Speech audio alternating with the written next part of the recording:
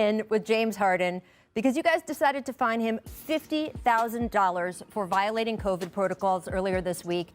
And then this morning, ESPN reported James will have to isolate for 4 days total, but he will be available for the Rockets' next game, which is Saturday.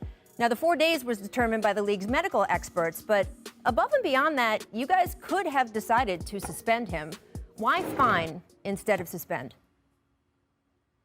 The precedent is that discipline gets ratcheted up, and it's Christmas. It was a first offense. Frankly, to your point, the $50,000 is the limit of my authority under the collective bargaining agreement. And what would have happened? I mean, in a way, he got lucky, because if the game had taken place last night as scheduled and he were unavailable because of his own actions, he would have missed a game and a paycheck. And so it would have, in practice, and ultimately have turned out to be a much larger sanction. But a little bit of luck there. I'd say also we're just beginning these protocols, and it seemed fair in the first instance. But it's Christmas. Certainly appreciate your holiday spirit. And I understand you have discretion here. It's not the first time in even just the past couple weeks, though, that Harden was very visibly partying in clubs without a mask. And I know the first time he hadn't reported to training camp yet, but he was supposed to have. It's not that camp hadn't started. Every other Rockets player had to abide by COVID protocol rules that same week. Why didn't you consider James to be under those rules at that time? He wasn't, because just as you said, he hadn't reported to training camp yet. I'd only say, Rachel, I think that anyone's who's in a position of meting out discipline as I am can't succumb to frontier justice. I mean, I understand what Twitter would like to see happen here, but as a union, there are rules, and my job is to follow the rules. I mean, in this case, putting aside prior conduct, this was a first violation for James under these new protocols. And as I said, it was the limit of my fining authority. It didn't seem appropriate to suspend him for that act alone. And as I said, had the game been played and he had been out because of that conduct, the required quarantine, he would have missed a paycheck. And so, as I said, we're learning as we go. And look, it's a thorny, complicated situation, not just for the league office, but for the Rockets themselves. It's been a rocky month overall in Houston. I know James has not publicly come out and said the two words, "trade me." But regardless, I just want to know how you feel about one of your most high-profile players, a guy the Rockets are paying more than $500,000 each and every time he plays a game, so publicly and repeatedly acting against the best interests of the team. Of course, my reaction is guys have contracts. They should honor them.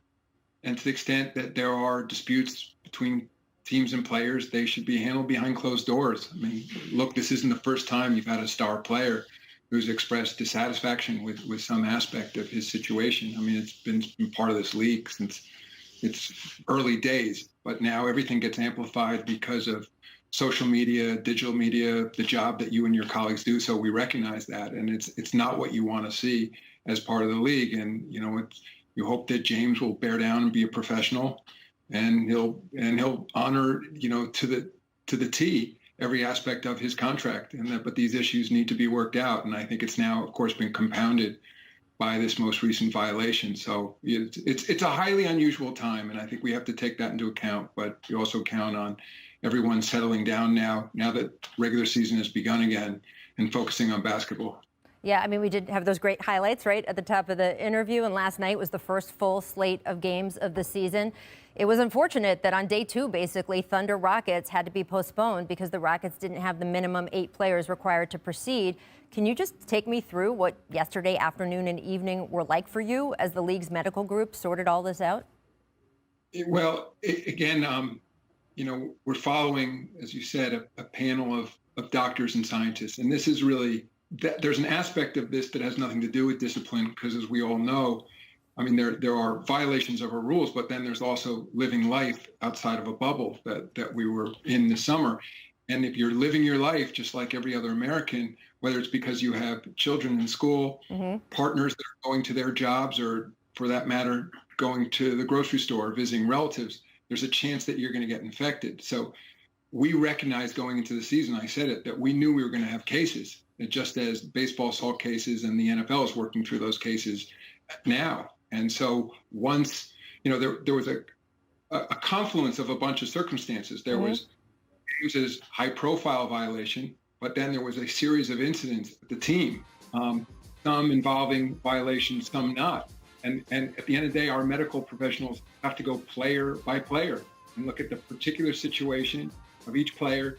Obviously, if someone's infected, that's a quick decision to isolate and separate them. But then there's the contact tracing, and then there's a question of what other players or team personnel did that infected person come in contact with, and that takes time. And one of the real difficulties in our league, unlike the NFL, of course, is we're playing essentially every other day. So there's not a lot of time to work through these issues. So that's what yesterday was like. And also say that as I mentioned earlier, we're going to learn as we go. I mean, just as you recall, Rachel, having been down in the bubble, we started with one set of protocols, but then we continually adjusted them as we were learning more. And I think it's going to be the same situation here.